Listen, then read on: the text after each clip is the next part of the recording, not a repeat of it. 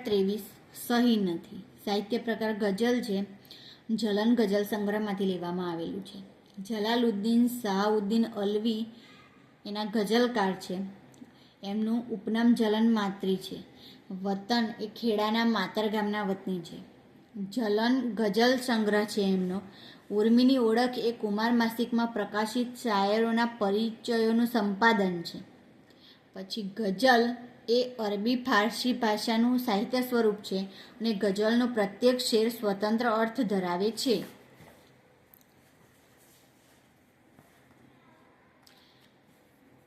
પ્રશ્નો: સહી નથી ગઝલનો કેન્દ્રવર્તી ભાવ સ્પષ્ટ કરો.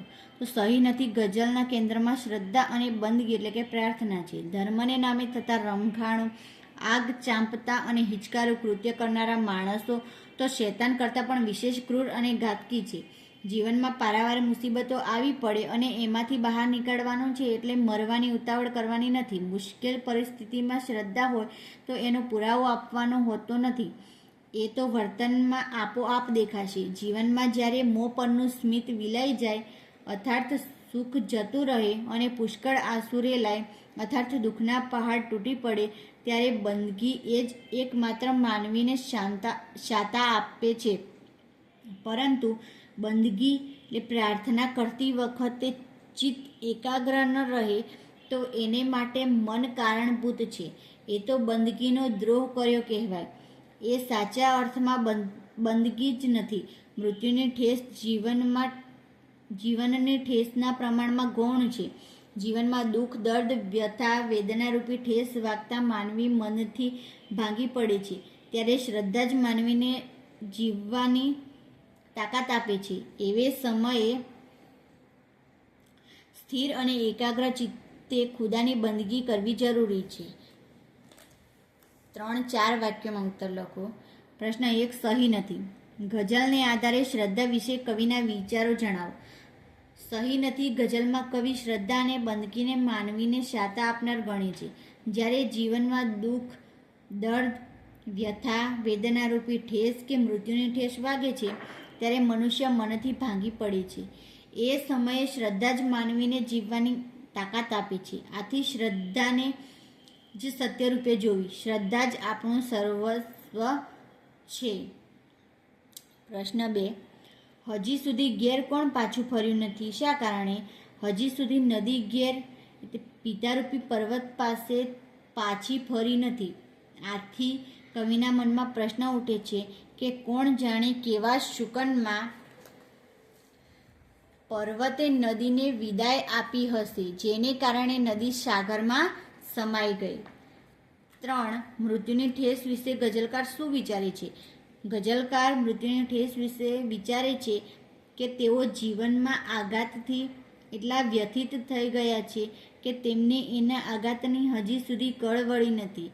એમાં મૃત્યુની ઠેસ વાગે તો એ આઘાતને કવિ ગૌણ ગણે છે. એક વાક્યમાં ઉત્તર લખો. ભાગ્ય વિશે ગઝલકાર શું માને છે?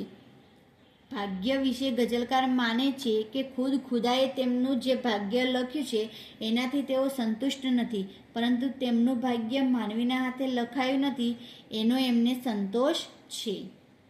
પ્રશ્ન 2: કવિ મરવાની ઉતાવળ શા માટે કરતા નથી?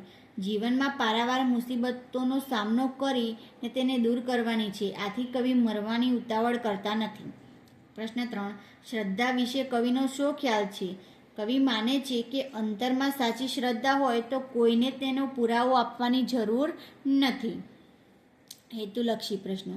સહી નથી કાવ્યનું સ્વરૂપ જણાવો. તો ગઝલ. પ્રશ્ન 2: સહી નથી કાવ્યના કવિનું નામ જણાવો. તો ઝલન માત્રી. પ્રશ્ન 3: સહી નથી ગઝલ કયા કાવ્ય સંગ્રહમાંથી લીધી છે? તો ગઝલ સંગ્રહમાંથી લીધી છે. ઝલન ગઝલ સંગ્રહમાંથી લીધેલી છે. વ્યાકરણ વાક્ય પરિવર્તન કરો.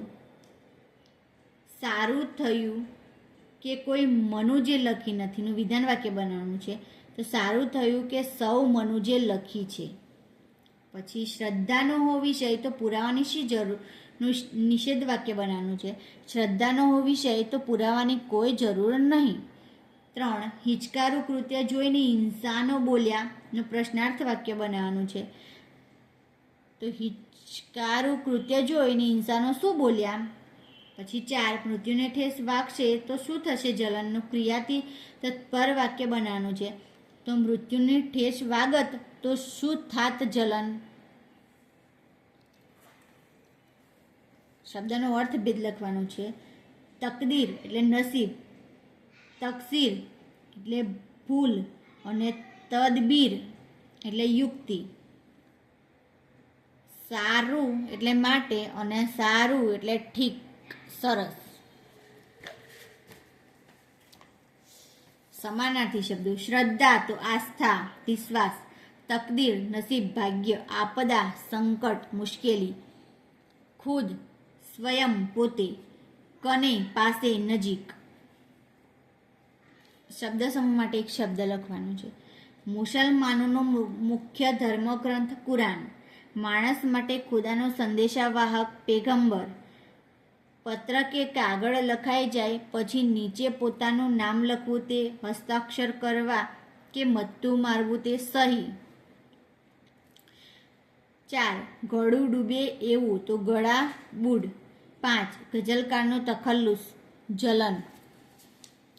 તળપદા શબ્દનું શિષ્ટ રૂપ આપો. કને તો પાસે, ઠેસ તો ઠોકર, આદમી તો માણસ, મનુજ તો મનુષ્ય, નિજ પોતાનું, કળ તો આરામ. જોડણી સુધારીને લખવાની છે. પછી રૂઢિપ્રયોગોના અર્થ. ઠેસ વાગવી તો ભૂલથાપ ખાવી, નુકસાન થવું. ભાગીદારીના ધંધામાં ઠેસ વાગતા જિજ્ઞેશે આત્મહત્યા કરી લીધી. 2 કળ ન વળવી તો દુઃખમાં શાંતિ ન થવી, આઘાતમાંથી બહાર ન આવવું. શેર બજારમાં તમામ પૈસા ડૂબી ગયા એની સુમિતને હજી કળ વળી નથી.